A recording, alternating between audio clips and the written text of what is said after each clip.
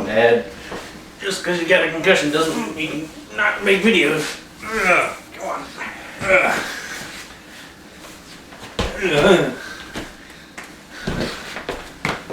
You got this. Come on. Gotta get you this chair.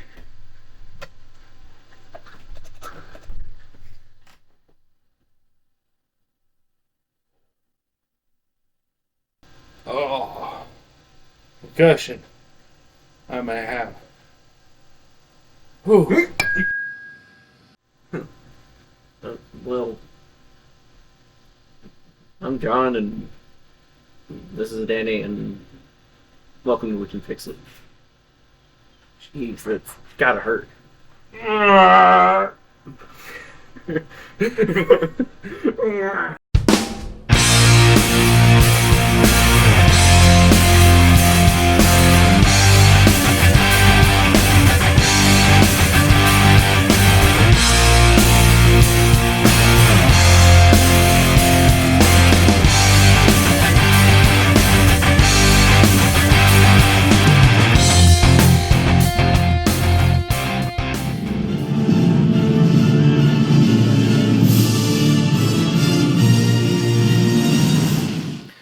Ladies and gentlemen, welcome to We Can Fix It, to where if we work together, we can fix just about anything. My name's Danny, and today I'm with John here at We Can Fix It, and we're talking about the 1989 Batmobile build.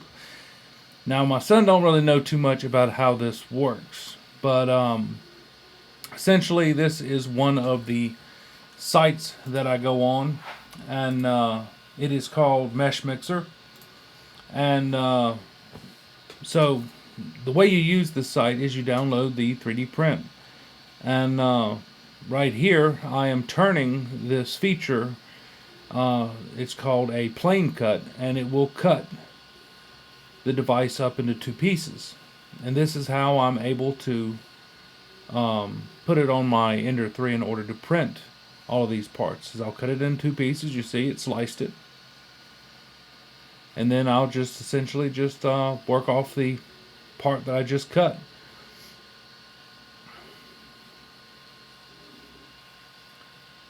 Now I'm finding a place to put the slice, so that way as I save everything, I have a paper trail essentially of what I cut and how where I am at in the print.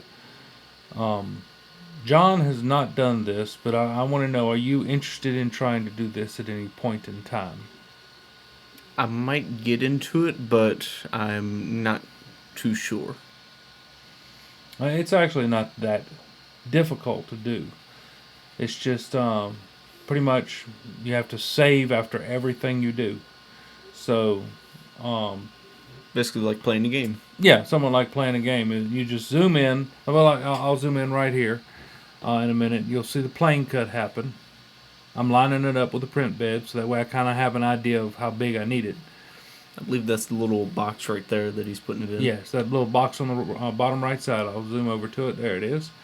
And then I just move this plane cut over to where I think it'll fit, and then I cut it.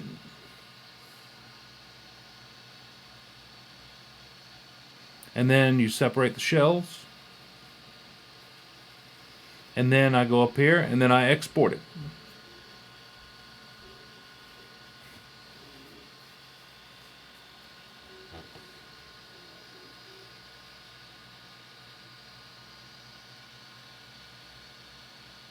Now, after I export it, I will delete this. But that's okay, because if I need to make this one run again, all I have to do is go back to the file that has the entire piece, and I'll just make that one entire part again. And I continue this on. I just plain cut.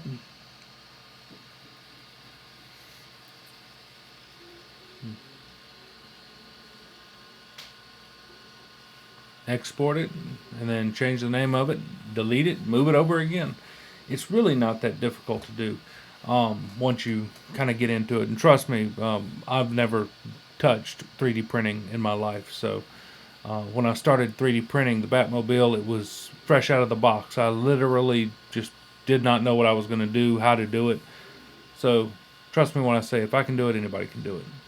Yeah, he did a lot of mess ups. You know, disproportioning some of the pieces so that they didn't fit.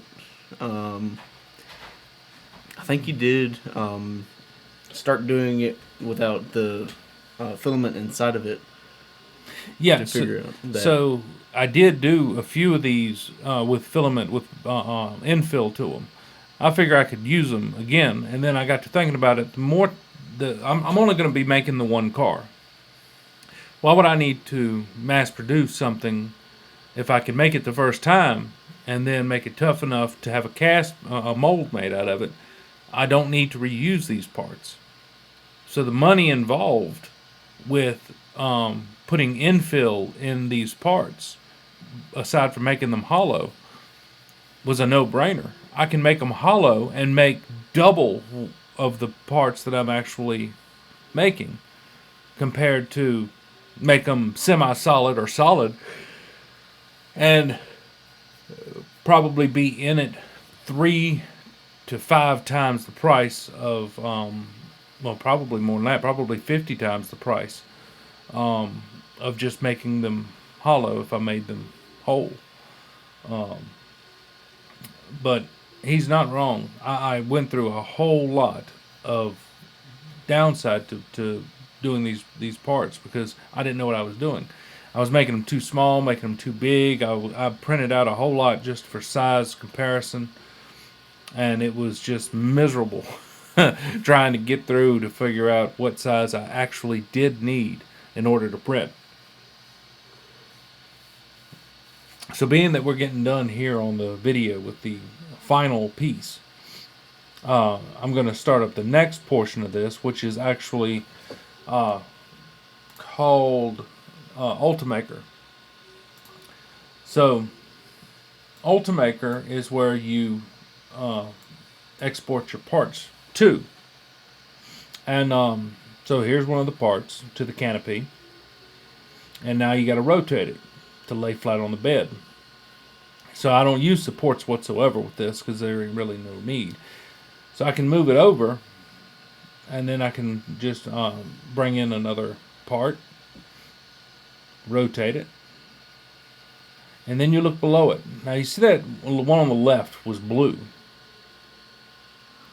I don't really show it too much here, I don't believe. Let me take a quick look here. No, I don't. So whenever your print is blue, it means it's below the build plate. And when it's below the build plate, it does not want to print that.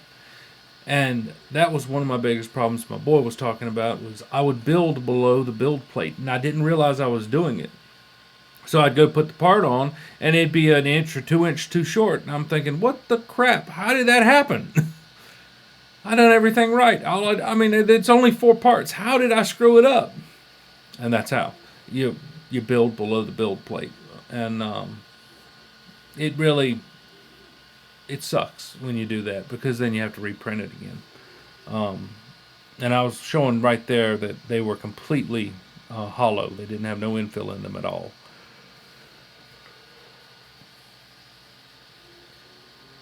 And how I set this up is I only set it up to run around the print 3 times. So it only has a wall of 3 layers width.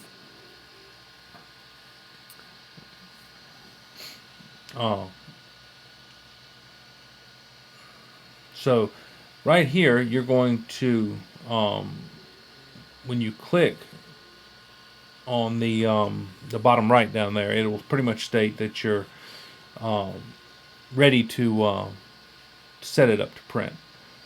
And when you set it up to print, oh, there it is again, it's blue.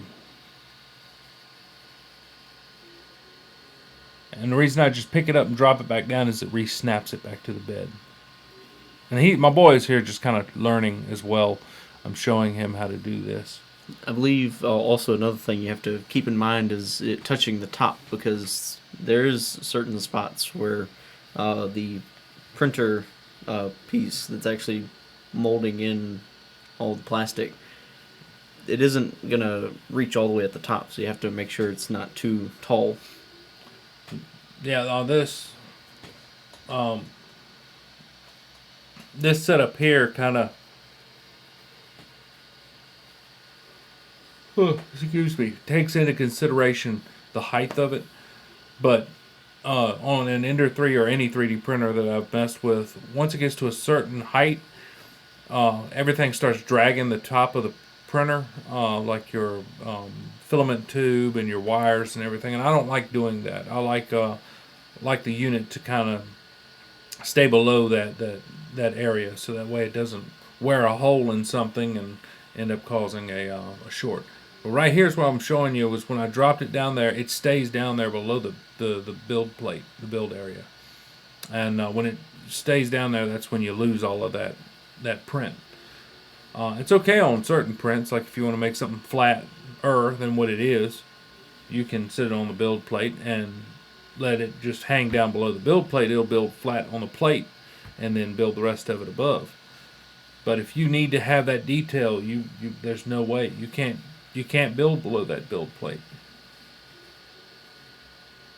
Also, we did end up having to switch the supports as well.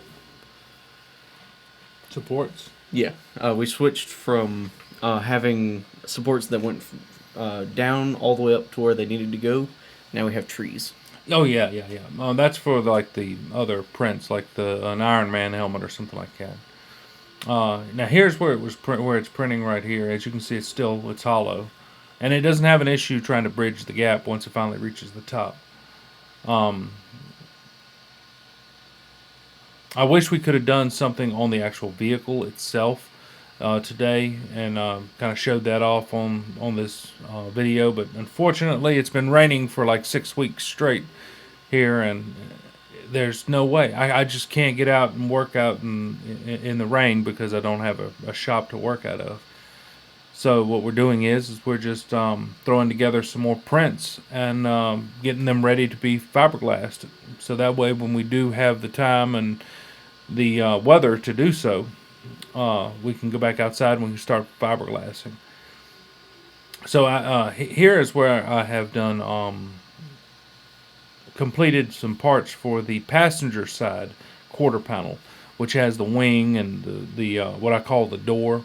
It's down the side with all of that turbine look to it. So this right here is the wing that we're trying to put together. That's always the first panels that go together, and they're always the fastest and the most satisfying to watch go together.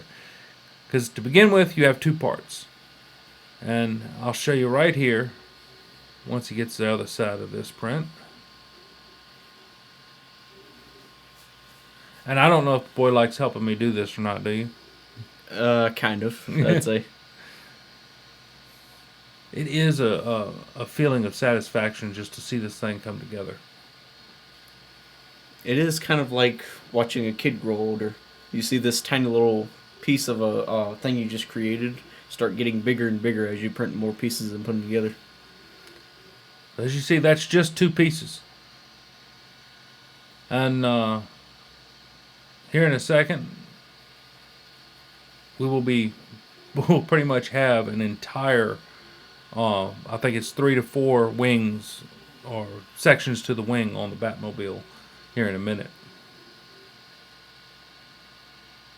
But all he's using is a wood burner, and he's just wood burning and melting the plastic, kind of like a plastic welder, if you will. And it doesn't need to be perfect. It just needs to hold, because I can make that perfect once I get it on the car. Once I finally get to start doing the body work. And it takes him a second. We don't actually plastic weld it all the way around, so that way it's we're able to remove it again. Just in case we do get a part wrong, we can just grab it and bend it a little bit and it'll pop right off. Yeah, you can take and just pop it with the back of your hand and it'll break right apart, and you can put whatever else you want back on there. That's not hard to do. And then once you finally fiberglass it, as I will show later on, once we get the fiberglassing started again, it's real easy to pop it off of the vehicle, the mold. So it helps out a whole lot just to not have it completely welded. And it's still strong enough that you can pick up the whole part and move it around. Because trust me, it's heavy. Once you get the whole thing put together, it's heavy.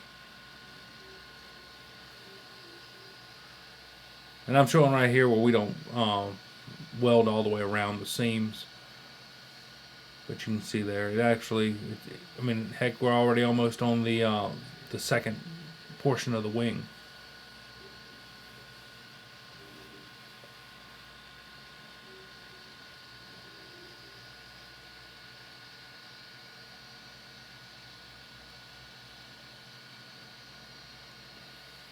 Unfortunately, this is the most boring part of putting this vehicle together. But, like I said before, it's the most satisfying once you get to the end.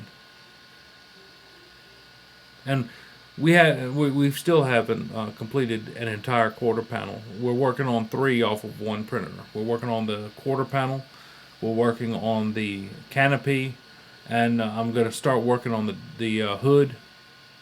And the reason being is we're going to have to clamp everything together to make sure it's kind of in line, and then we're going to have to do a sheet metal screw into it once we finally get everything fiberglassed to make sure that everything's going to sit in line and be square.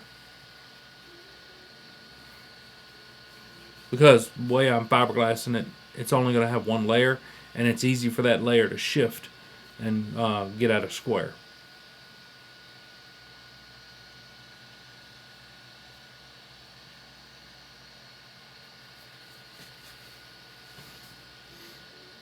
Do you actually think that I was going to be building a Batmobile when I first mentioned it? Honestly, I thought you were going to put more parts onto the Blazer. Kind of make it look more like a Ghostbuster ride? Yeah, put some extra spaces for lights and stuff, buy some lights. I did have the deal where I wanted to buy lights. That one time. I was going to light that thing up like a Christmas tree one year. And then I threw all the lights away. I said, no. Most of them were red, and I don't want to copy a police officer. So right here you see where we have done completed. It's 4 portions of the wing. And you see how smooth it is right there? It's going to work out really, really good.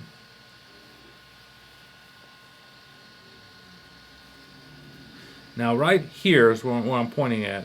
There's a crack where it didn't adhere that well when it was printing. But that's okay. There's no big deal about that, because all we need to do is put a little bit of tape on that and fiberglass over top of the tape, and the tape will come off on the inside of the fiberglass because it will not adhere.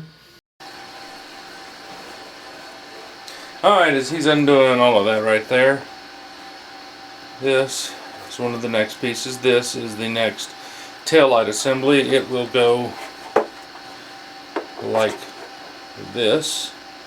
Right here, and that's no big deal. The problem is we don't have the rest of the pieces at the moment to put it together, so we're going to leave it be for now. But that's just one of the taillights. Being that I have you guys, I shall show you one of the taillights.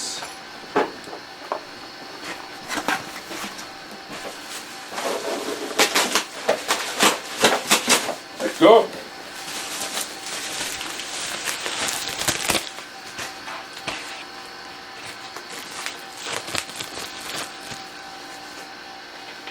Oh, that's gonna work out perfect. Look at that.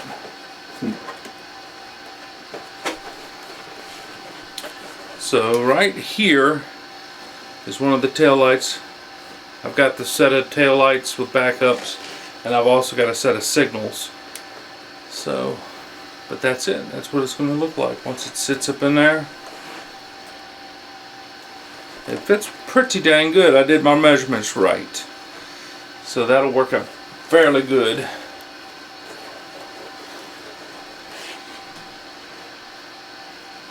I like that, John. I like it a lot. Alrighty.